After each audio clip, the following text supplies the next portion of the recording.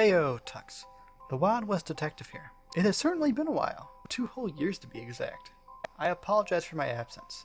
Sadly, I don't have the time to get into that now. But that's because the Wild West Christmas 2025 has been released. The event is titled Winter Wonder. I wonder if that's a play on the term Winter Wonderland. Oh well. Let's dive into the Wild West Christmas 2025 Winter Wonder.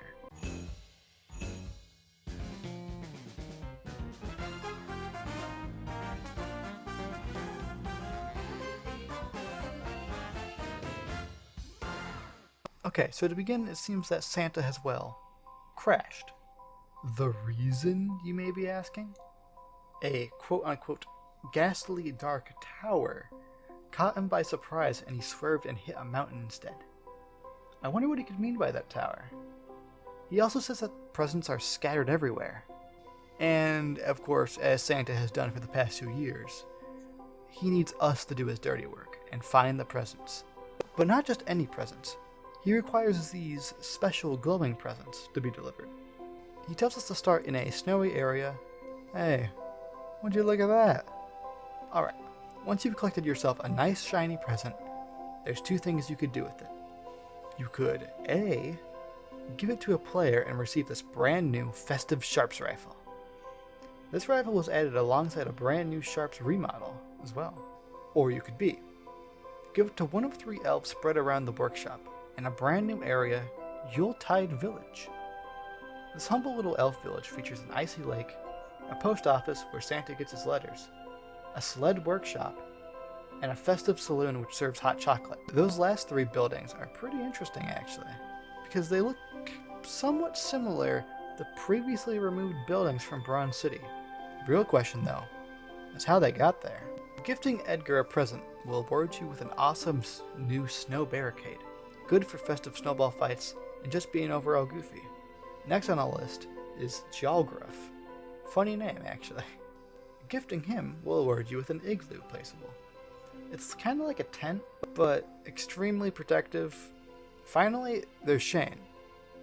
And he looks pretty similar to a guy I've seen before. So many coincidences this update. And gifting him will award you with this fancy new festive holster, adorned with nice glowing trim. Moving on from the gifting aspect of the event, we have the return of Naughty and Nice tokens. However, you collect them in a different way this time around. To collect Naughty tokens, you need to kill civilian NPCs. The token should appear in their loot bag. To collect Nice tokens, you need to kill outlaw NPCs. The token should appear in their loot bag as well. Now that you're all loaded up on tokens, make your way back to Santa's workshop. Take a look over on the left and boom, there it is.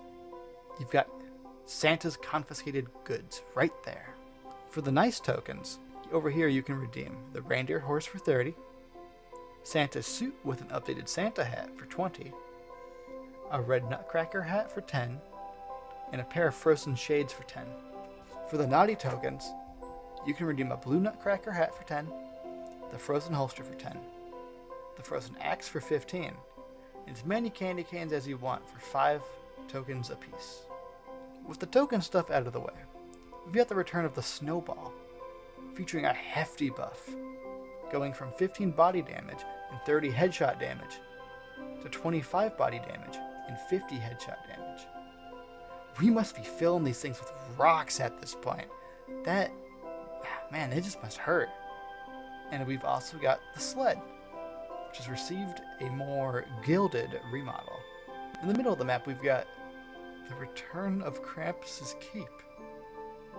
However, it seems that after our fierce and devastating battle with Krampus himself, we've emerged victorious and his cape has started to crumble.